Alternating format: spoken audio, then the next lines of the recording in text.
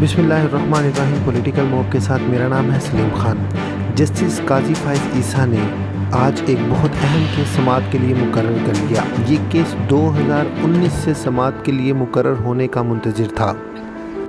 دوستو، نہ صرف آرمی چیف بلکہ وزیر اعظم اور کوئی بھی وزیر جب اپنے عہدہ سنبھالتا ہے تو وہ اس سے پہلے عہدے کا حلف اٹھاتا ہے۔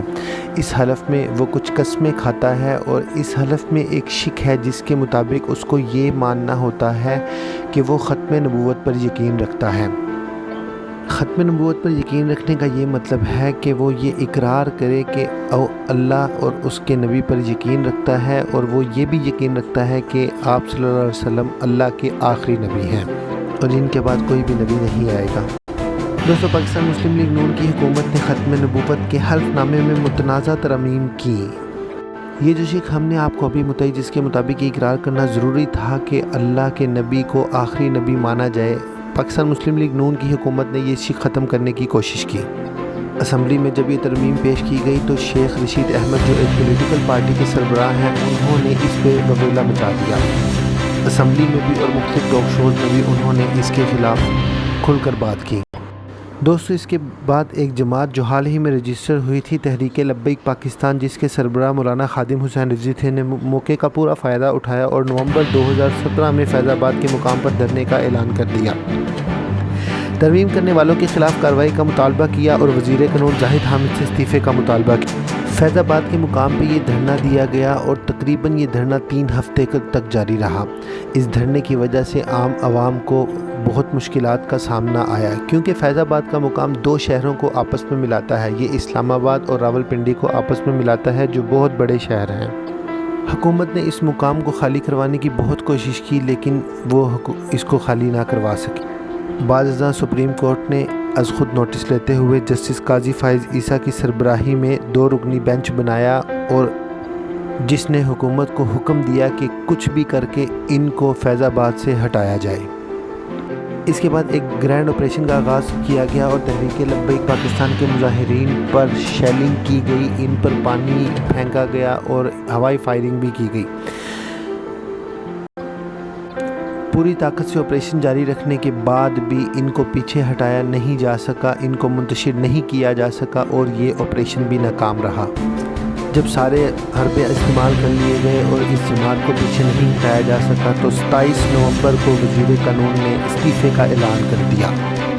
زاہد حامد کے استعفے کے اعلان کے بعد حکومت اور مظاہرین میں ایک معاہدہ طے پا گیا۔ معاہدے کے 6 نکات تھے، ہم آپ کو مختصر وہ 6 نکات بتا دیتے ہیں۔ پہلا نکات میں بتایا گیا تھا کہ زاہد حامد سے استعفیٰ لیا جائے، اور زاہد حامد اس وقت استعفیٰ دے چکے تھے۔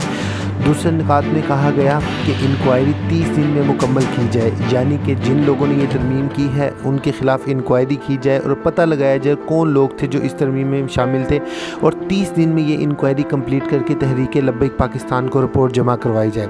تیسری شق جو اس میں تھی وہ یہ تھی کہ گرفتار افراد کو رہا کر دیا جائے، یعنی کہ وہ تمام افراد جو اس آپریشن کے درمیان گرفتار کیے گئے تھے ان کو رہا کر دیا جائے۔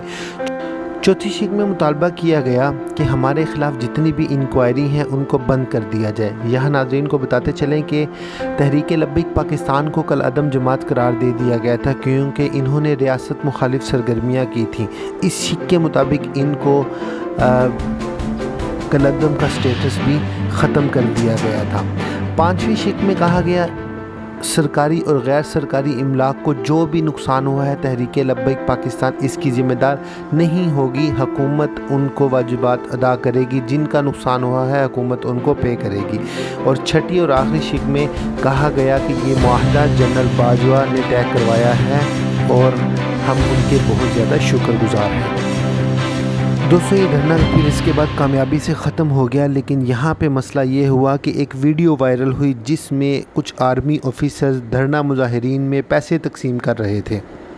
یہ ویڈیو جنگل کی آگ کی طرح پورے پاکستان میں وائرل ہو گئی۔ بعد ازاں چیف جسٹس قاضی فائز عیسیٰ اور جسٹس مشیر عالم پر مشتمل 2 رکنی بینچ نے فیصلہ محفوظ کر لیا، اور پھر اس از خود نوٹس کا فیصلہ فروری 2019 کو سنایا گیا تو اس میں پیسے تقسیم کرنے والوں، دھرنے کو سپورٹ کرنے والوں جن میں شیخ رشید، اعجاز الحق اور تحریک انصاف کے لوگ شامل تھے کے خلاف کارروائی کا حکم دیا گیا۔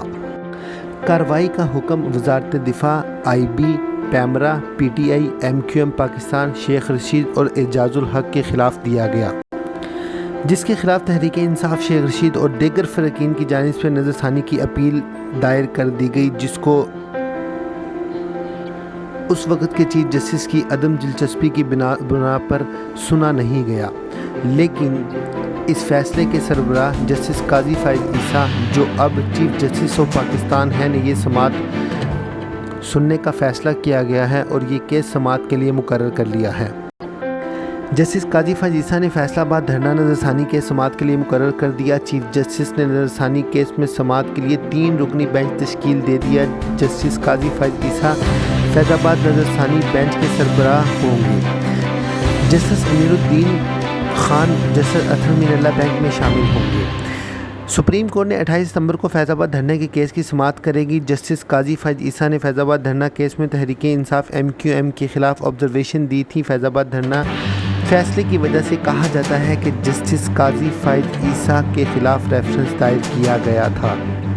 इस केस के फैसले के बाद जस्टिस काजी फ़ाइज़ ईसा के ख़िलाफ़ एक रेफरेंस दायर किया गया और उस रेफरेंस के मुताबिक कहा गया कि जस्टिस काजी फ़ाइज़ ईसा की अहलिया इरम फ़ाइज़ ईसा के नाम पे अंदरूनी और बैरूनी मुल्क कुछ जायदादें हैं।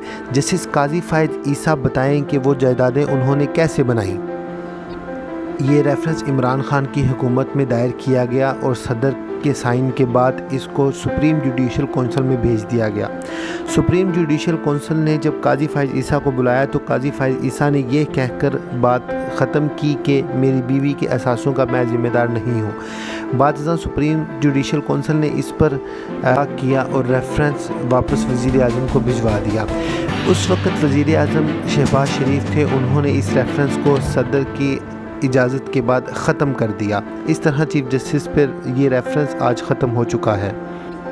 अब सवाल ये है कि चीफ जस्टिस अपने ख़िलाफ़ इस रेफरेंस का बदला लेना चाहते हैं या नहीं, ये तो वक्त बताएगा। देखते रहिएगा पॉलिटिकल मॉब।